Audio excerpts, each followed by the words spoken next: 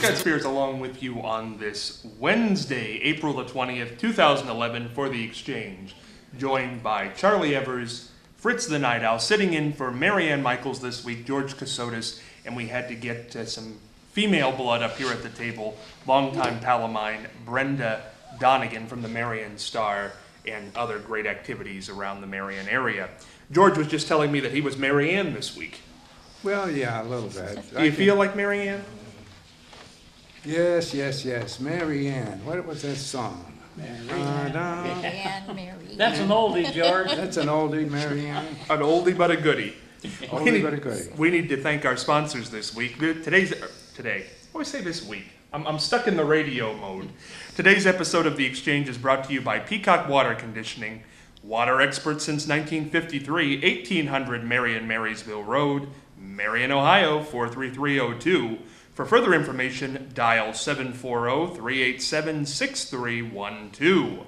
Ohio Neck and Back Pain Relief Center, Scott M. Gray, D.C., across from the Marion Center, between TSC and Kroger. For further information, dial 740-386-6580. And Night Owl Theater, located on the net at www.fritzlives.com. For further information, email nightowltv@yahoo.com. That's NITEOWL TV@yahoo.com. And now we're going to drift on over to our good pal, Charlie Evers, with this day in history. Well, you know, there have been a lot of stories in the news about unions and things related to that. Let's go back to 1914 and see if anything like this could happen today. Miners in Ludlow, Colorado were attacked by National Guardsmen by a particular mining company. The miners were seeking recognition of their United Mine Workers Union. Men and boys were killed by machine gun fire, while 11 children and 2 women burned to death as the miners' tent colony was destroyed. Now that's 1914.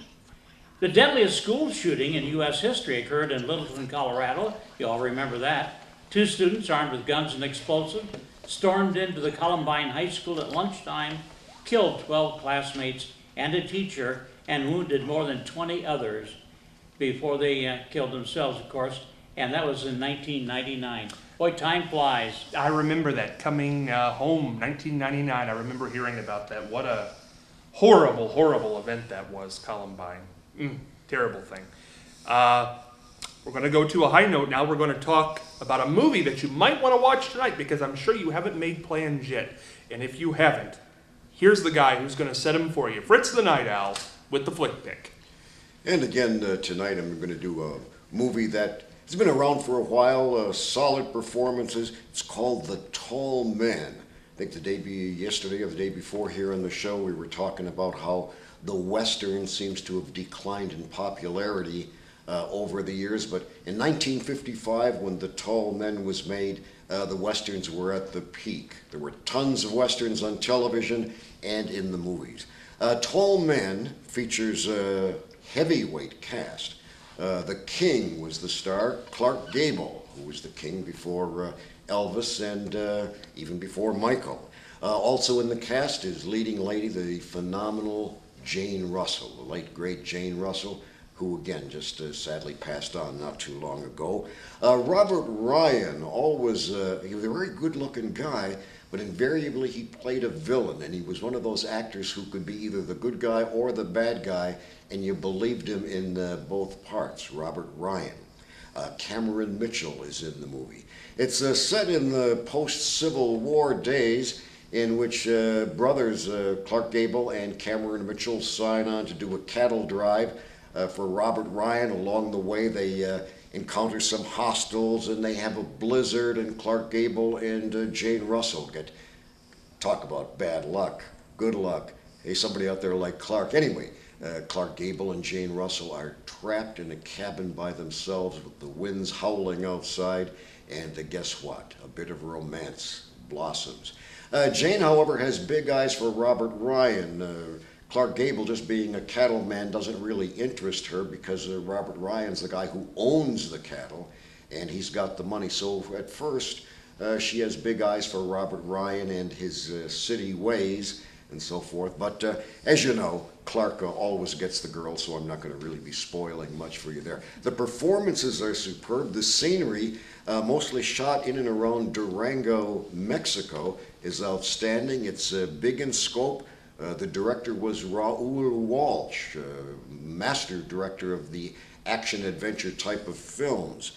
The great Jane Russell, I want to mention her for a moment, had about a 30-year film career, started off in 1943, and again, she was one of those actresses that could handle anything. You could put her in a comedy with Bob Hope, and she was superb. You could put her in a musical next to Marilyn Monroe, and believe me, when Marilyn and Jane were on the screen together, it was tough to decide which way your eyes wanted to go. But Jane Russell, again, equal screen persona as Marilyn Monroe. Just about it, she did some film noirs with Robert Mitchum, which are superb motion pictures, and hopefully we'll be talking about one of those down the pike. But this is a Western, this action adventure, great scenery, great performances, good script, powerful direction. It's called The Tall Man. Goes back to 1955, magnificent Technicolor CinemaScope, everything you want in a movie to keep you happy for about an hour and a half, 2 hours. The Tall Men, Clark Gable, Jane Russell, Robert Ryan, Cameron Mitchell. Think you'll enjoy it. Perfect. Sounds like a great movie. Jane Russell, and I'm only going to say this for this reason. Jane Russell is one of those actresses who did not, I don't think, get plastic surgery, because I saw her on a Larry King probably 5 years ago when Bob Hope died. Maybe longer than that now. But I don't think she went in and got the work done. No, I saw her on with the guy that's on Turner Classic Movies, Bob Dorian. She did a half-hour interview with him late in her career, and I have to agree with you. I think that she just let age natural and was as stunningly beautiful in her 70s as she was, for 70s. She progressed nicely. Right way to say that. Here's the reason I bring that up, because the topic today, the hot topic as it were, scarred from her head to her feet, reality TV star Heidi Montag now says she regrets the 10, you heard me right, 10 plastic surgery procedures that left her with bald spots and telltale signs of incisions all over her body. This is a quote. "This is not what I signed up for," Montag tells Life and Style magazine. "Parts of my body definitely look worse than they did pre-surgery." Among her complaints of her shocking procedures are unsightly scars, including a 2-inch raised blemish from her chin reduction, a jagged line behind her ears, 2 caterpillar-sized bald spots from her left brow lift, and a bright red mark inside her nostril. "People have fewer scars from car accidents than I have on my body," says Montag. 10 plastic surgeries in one day. Heidi Montag, I have no idea, George, who she is. I thought you were talking about Jane Russell. No, Jane Russell aged well. Jane Russell didn't go in for the work. I know that. Heidi Montag is some reality star. I'm not sure who she is, but she went in for 10 plastic surgeries, and now she's not so happy. That's what happens when you go for the lowest priced plastic surgeon. Is that what happened? That's it, exactly. She went for the bargain bin. She got her bargain, and now she's living with it. Well, you know what? What is this all about? Oh, a lot. Well, women are this way. Now, how many women do not have 1 or 2 cabinets full of cosmetics and all kinds of things to make them look younger? It's Brenda? Oh, just a small one. This? Just a small No, one. go ahead, Charlie. Go ahead. Well, you know, all ladies like to look younger. They want to defy aging, and some of them go to plastic surgery, and it doesn't work out too well. Now, okay. Now, here's the thing, because I don't want to come down on plastic surgery, because then I sound like I'm from the 1800s, and it happens. It's legal. It's a procedure if you want it. Phyllis Diller, I think, is an example of somebody who it turned out well on. But I heard her say one time that's because she didn't become addicted. She got a few things done and then she moved on. I don't know. Is it a good idea, George? Plastic surgery? What do you think? I see a lot of people with it. If you want to look better, and down the road, I think it's fine. If somebody wants to do that, I don't see anything wrong with it. But I think Phyllis is now dating Barbara Streisand's ex-husband. He's only 47 or 57. Who was Barbara Streisand's? James Brolin. No. The guy. Elliot Gould? Oh, Elliot Elliot Gould. Gould. Yeah. Phyllis Diller is dating Elliot Gould right now. They went out for a glass of wine or dinner and wine the other night. Phyllis is 93 years old. Yeah, but he's like in his, would Elliot be 57 or 40? Oh, Elliot would be older than No, that. no, he's early 60s. I'm sorry. I saw it in the news. I heard it on the news. 63. Elliot Gould is 63. She's 93. Now, would Elliot Gould date her if she had not had plastic surgery and she was 93? He would date Phyllis Diller any day of the week. I'll tell you. Would you date Phyllis I Diller sure any day of would. the week? I'd take her out and dance with her. I would dance with Phyllis. Brenda, I'm the dancer. Yes. from the female perspective, tell me about your thoughts on plastic surgery. I think cosmetically that would not be something that I would have done, but we had a granddaughter that was in a serious accident and had 7 or 8 plastic surgeries and had a disfigured face from the accident. So I've seen the value of that because she's her face is looking pretty good now. But you know, just to go out and have it done, I don't think I would do it.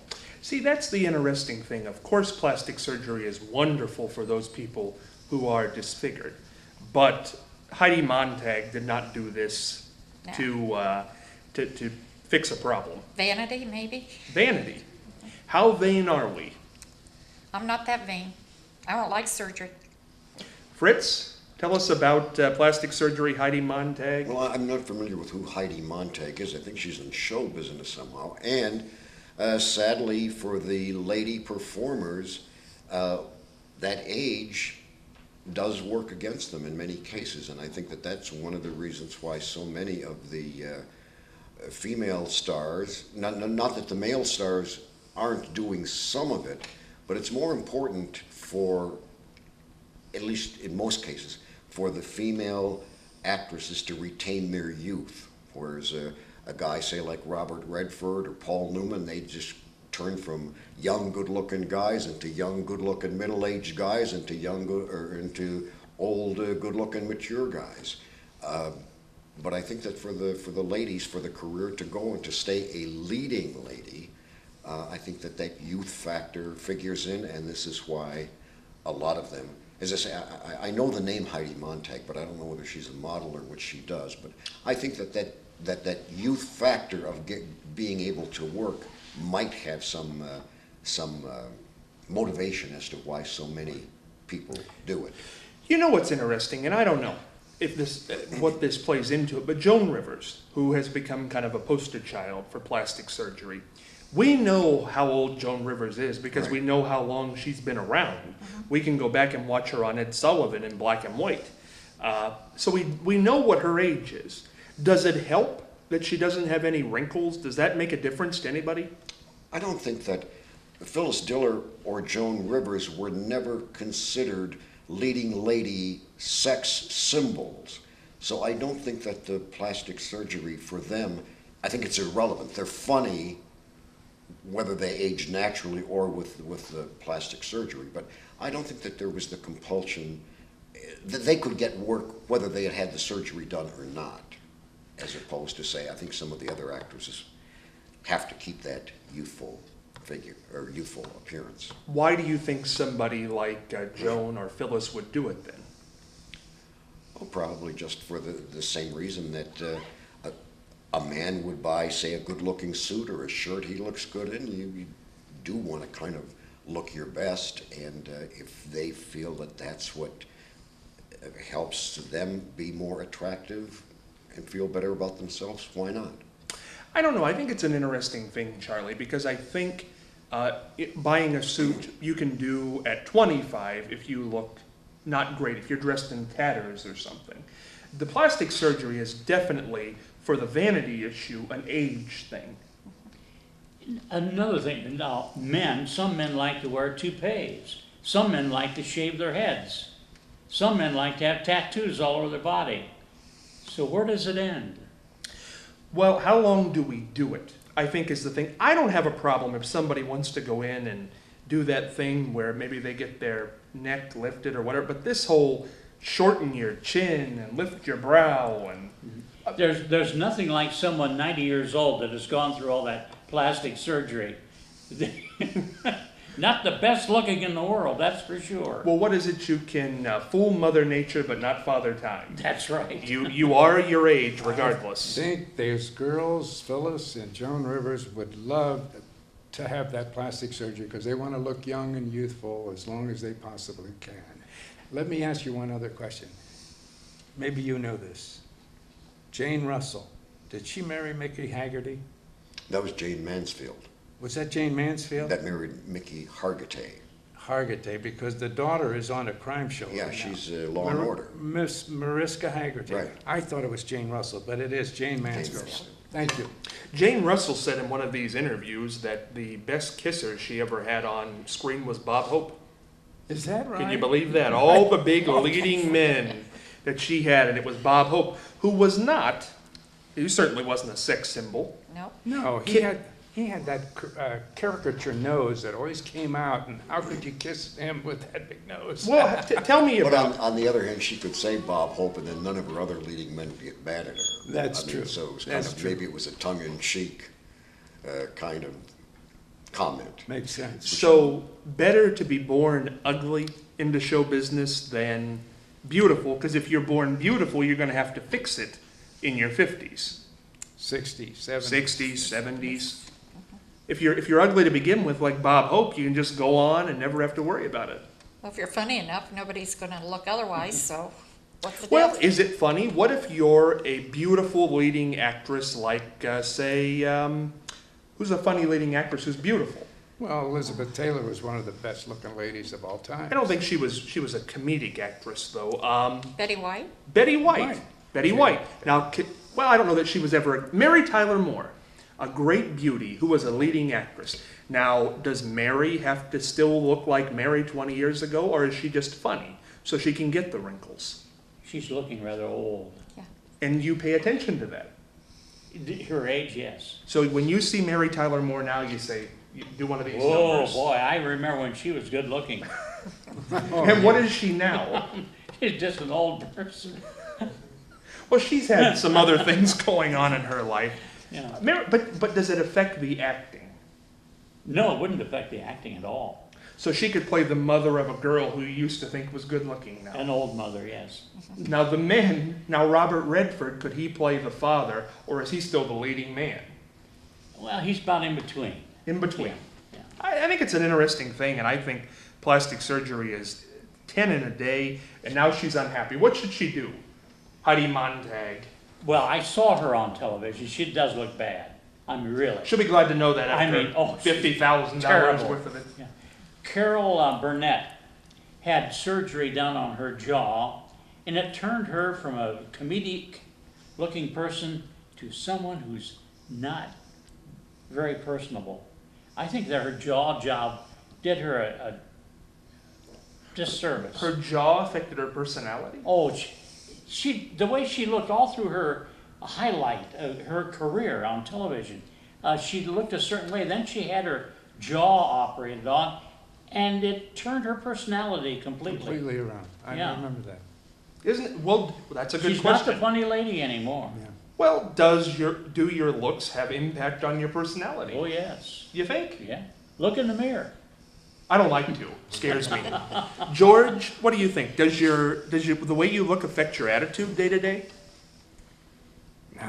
Look at me at my age. I'm a handsome guy, still 78 years old. George always laughs when he looks in the mirror. And modest, George, modest. Well, you lose a little hair, you lose a little flaky skins, and keep putting that moisture lotion on you every day, and I'll tell you, you'll look good, like I do. What do you use, George? Secrets from George Casotis. What do you use every day? There's a Olive guy- oil. there's a Didn't you guy- tell me one time there's I'll a- live to be 95 if I drink a gallon of olive oil a day? I'm not advertising him, but there's a guy that makes some lotions and some perfume, or some, spray lotions and some creams. He has a name like Giorgio Armani. The He's got- Italian. It's some expensive stuff, but I'll tell you, I use Giorgio Armani every day, and it helps me out. What- Makes my skin look young. Was it olive oil you told me to drink every day? Oh, the olive oil. I still rub that on my eye right here, so the ink goes. Olive oil and lemon juice. Lemon juice. I forgot. Remember, Scott, you said, let's all go out and buy a bag of lemons. We have to go buy a bag of lemons, because what will lemon juice do for me? It cleanses the body. Olive oil lubricates the body. I mean, you can take olive oil and drink a little shot of it, like it was a shot of whiskey. Drink a shot of olive oil and squeeze some lemon juice in it for a chaser, and you've got lubrication to the body and cleanses the lemon. You put lemon in tea and it lightens the tea, right? Well, it will lighten your insides. How many lemons do you have? Is your garage just full of No, the lemons? and all? refrigerator always has a bag of lemons in it. Bag of A lemons. bag of lemons. I bought a car like that once. Oh, a Bag of lemon? lemons. Fritz, what do you make of? What should Heidi Montag do now that her surgeries are botched? She spent all this money. She can't act. Well, I don't know that those surgeries are reversible, possibly that. I have no familiarity really with plastic surgery one way or the other, so all I can say is, to go back to what George was saying, the olive oil is very, very good for you inside and out. It's does away with a lot of the bad cholesterol. But when we were kids, being Sicilian, we used to use the olive oil mixed with iodine as a suntan lotion. And Well, that makes sense. not only would it stain your skin, give you a little bit of a tan before the sun did, but also, in a way, this was before there were sunscreens and all of that stuff. Olive oil or baby oil with iodine was the suntan lotion of the day. Wouldn't it be great if you could just, like an Etch-a-Sketch, shake your plastic surgery and make it go away if you Oh. didn't like it? That would be great. That'll That'd be be the great. future. Wonderful. That'll be the future. You have to remember, Scott, beauty is skin deep. Ugly is right to the bone. Exactly. There, words of wisdom by Charlie Evers. Yes. Do you want to bring something up about guys who shave their heads again? Oh my, they look like the clothespins that you know, ladies used to use a long time ago to hang out the clothes. They look, You're going to have people beating down your door, and That's it's not all going to right. be my fault. Who knows? Let's go to the mailbag this week.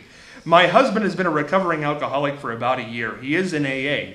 He walks around here making pronouncements about our lives. In the middle of arguments, he begins chuckling and laughing at me, shaking his head and walking away. I didn't like him drinking, but I sure can't stand him sober. He is insufferable.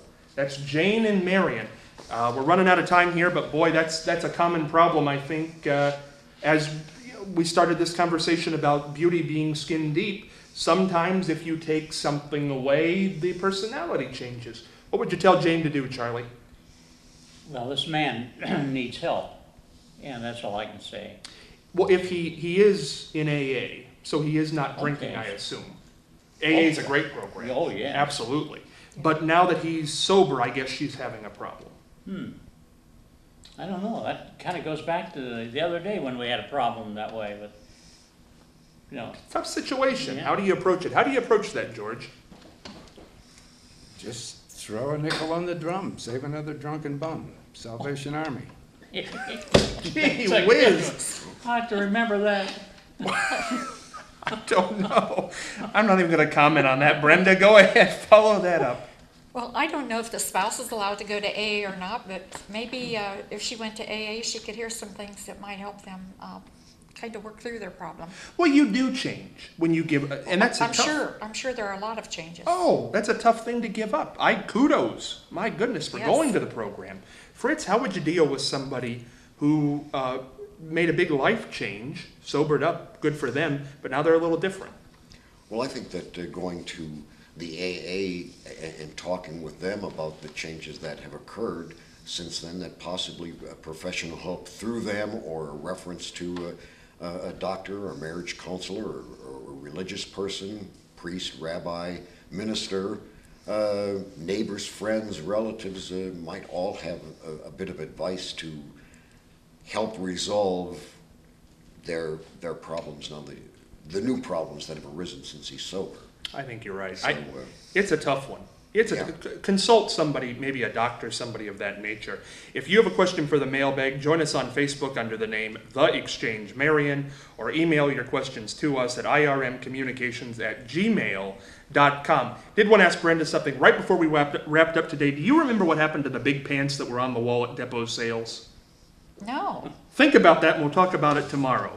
That's all we have for Wednesday's episode. Talk to you on Thursday. Enjoy.